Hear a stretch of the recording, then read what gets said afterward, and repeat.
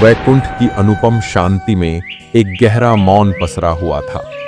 शेषनाग पर विराजमान नारायण की आंखें बंद थीं, मानो किसी अगाध ध्यान में लीन हो। उनके पास बैठी थीं लक्ष्मी, शांत, सौम्य, किंतु मन के भीतर कोई हलचल। वह चुप थीं, पर आज उनकी आंखों में एक प्रश्न बार बार तैर रहा था। एक ऐसा प्रश्न जो पृथ्वी के हर उस मनुष्य का था जो अच्छा है, सच्चा है और फिर भी टूटा हुआ है। कुछ देर बाद लक्ष्मी ने धीरे से पूछा, प्रभु, क्या मैं कुछ पूछ सकती हूँ?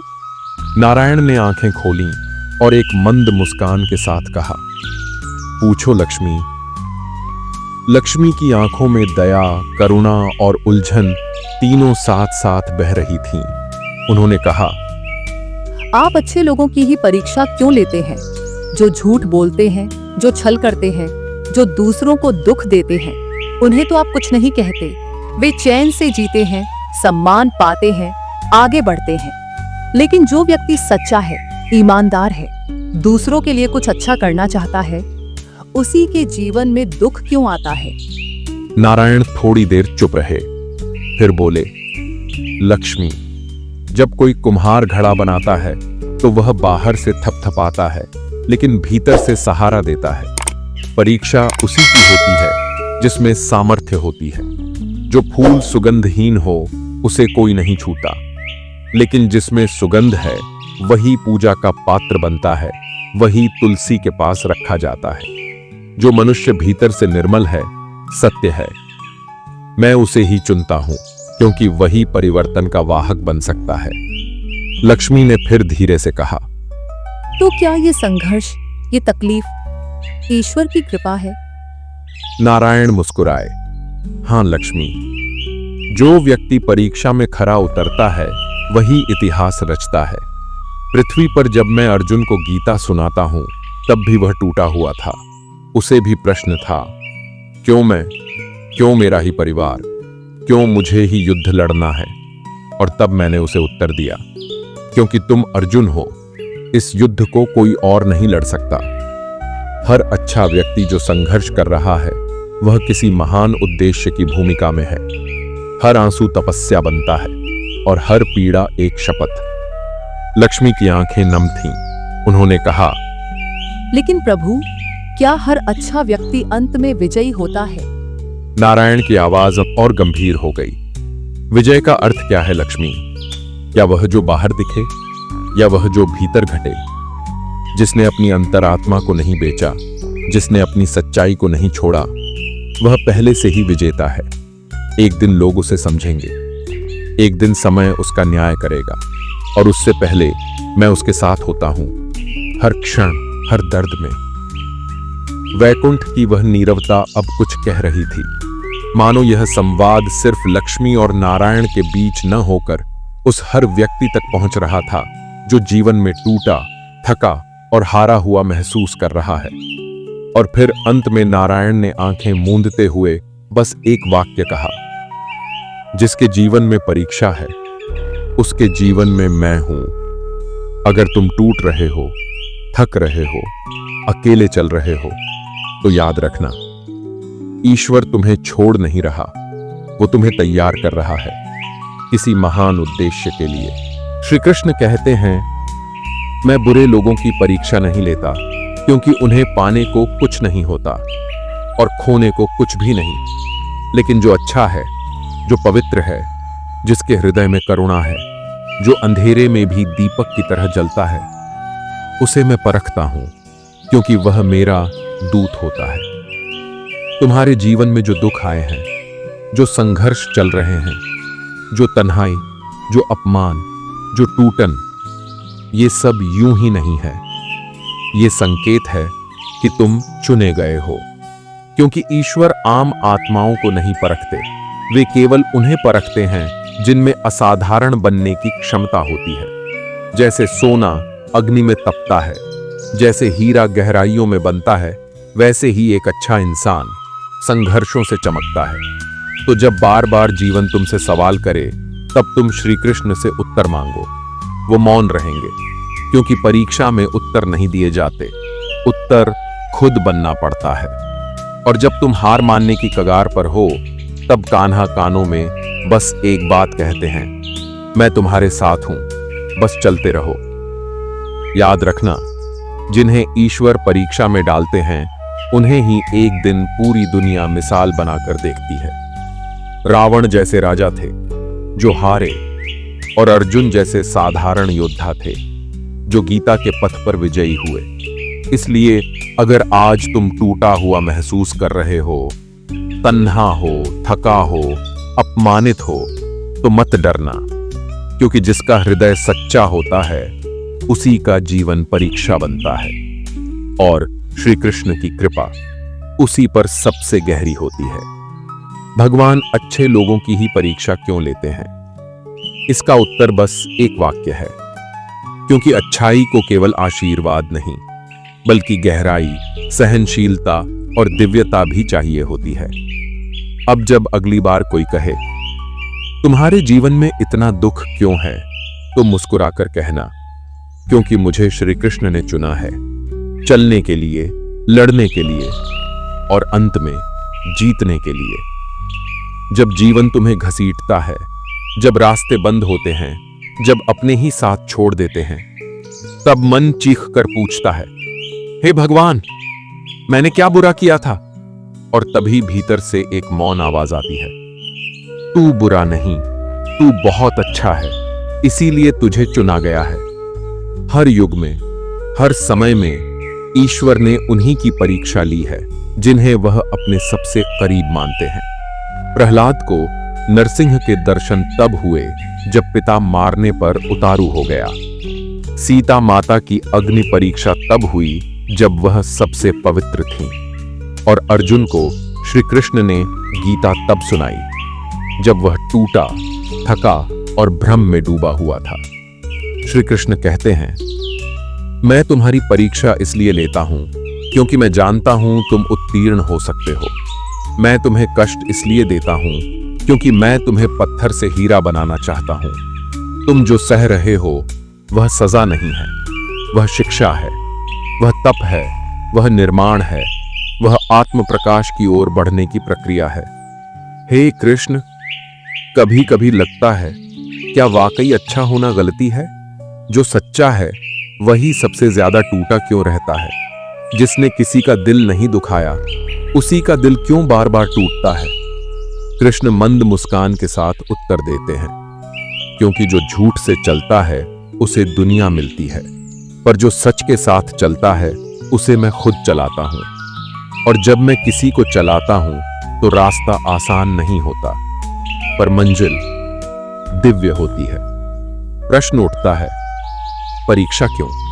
क्योंकि जब बंजर जमीन पर बारिश होती है तो मिट्टी कीचड़ बन जाती है, लेकिन जब उपजाऊ धरती पर बारिश होती है तो उसमें से फसलें निकलती हैं। ईश्वर जानते हैं तुम बंजर नहीं हो, इसलिए बरस रहे हैं, आंसू बनकर, हालात बनकर, अकेलापन बनकर। और एक दिन इसी परीक्षा से तुम वो बनोगे जो शायद तुमने भी कभी सोचा नहीं था। श्री कृष्ण कहते हैं, तुम्हारी परीक्षा का समय तुम्हारे भाग्य को नया आकार दे रहा है। तुम्हारे सब्र का हर पल मेरी कृपा का पात्र बन रहा है। और जब समय आएगा मैं स्वयं सामने आकर कहूंगा, अब तुम्हारी परीक्षा पूरी हुई, अब तुम्हारा जीवन स्वयं गीता बन गया है। तो रुको मत, टूटो नहीं और थको भी मत, क्योंकि श्री कृष्ण जब परीक्षा लेते हैं तो साथ में आशीर्वाद भी छुपा कर रखते हैं। जो आज आंसू है वही कल तुम्हारी चमक बनेगा। जैसे अर्जुन ने गीता के हर श्लोक को अपने जीवन का हथियार बना लिया था, वैसे ही तुम भी अपने दुखों को हथियार बना लो, ताकि जब समय आए तुम्हारे आंसू भी प्रेरणा बन जाएं और तुम्हारी खामोशी भी किसी के लिए कृष्ण की आवाज बन जाए। जिसे ईश्वर चुनते हैं उसे दुनिया छोड़ देती है, पर अंत में वही दुनिया उसे नमस्कार करती है। कब तक हे कृष्ण, कब तक यूं ही गिरकर उठता रहूं? कब तक अपनों की चोट सहता रहूं? कब तक हर रात तन्हा रोता रहूं? और तभी भीतर से एक मौन उत्तर आता है, जब तक तुम प्रश्न पूछते रहोगे तब तक मैं उत्तर बनकर तुम्हारे भीतर जलता रहूंगा। कृष्ण कहते हैं, अगर तुम उस दीपक की तरह हो जो आंधी में भी नहीं बुझता, तो याद रखो मैंने ही तुम्हें आंधी में रखा है, क्योंकि मैं चाहता हूं कि तुम दुनिया को रोशनी दो। जब लोग तुम्हें नहीं समझते, जब अपनों की बातें चुभने लगती हैं, जब दुआएं भी बेअसर लगने लगें, तो समझ लो अब परीक्षा नहीं, अब निर्माण हो रहा है। एक वृक्ष की तरह बनो जिसके फल पत्थर खाने के बाद भी मीठे होते हैं, जिसकी छाया उसे काटने वालों को भी मिलती है, जिसका मौन सब कुछ सहकर भी जीवन देता है। और ये वृक्ष क्यों सहता है? क्योंकि उसकी जड़ें गहरी हैं, क्योंकि उसके बीज ने अंधकार में संघर्ष किया है, और यही संघर्ष उसे विशिष्ट बनाता है। श्री कृष्ण फिर कहते हैं, तुम्हारा संघर्ष इसीलिए लंबा है क्योंकि तुम्हारी उड़ान सबसे ऊंची होगी, और जब तुम उड़ोगे तो तुम्हारे पीछे लोग कहेंगे, देखो वो वही है जिसे सबने नकार दिया था। और आज वही सबसे बड़ा प्रमाण बन गया है कि भगवान अच्छे लोगों की परीक्षा जरूर लेते हैं, लेकिन उनका साथ कभी नहीं छोड़ते। जब जीवन में सब दरवाजे बंद हो जाएं, तो एक खिड़की हमेशा खुली होती है, ईश्वर के धैर्य की खिड़की, जहां खामोशी में सबसे ऊंची आवाज होती है। तो रुको नहीं, क्योंकि अगर तुम सच में अच्छे हो तो तुम्हारी परीक्षा भी दिव्य होगी और तुम्हारा परिणाम भी। भीड़ में खड़े एक युवक ने अचानक गहरी आवाज में कहा, मुझे समझ नहीं आता, अच्छे लोगों के साथ ही सबसे ज्यादा कठिनाइयां क्यों आती हैं? जो सच्चे होते हैं उन्हें ही सबसे ज्यादा धोखा क्यों मिलता है? जो पूजा करते हैं, उपवास करते हैं, सेवा करते हैं, उन्हीं के जीवन में सबसे ज्यादा तूफान क्यों आते हैं? क्या भगवान को बस अच्छे लोगों की ही परीक्षा लेनी है? उसके सवाल ने वहां खड़े लोगों को जैसे चुप कर दिया।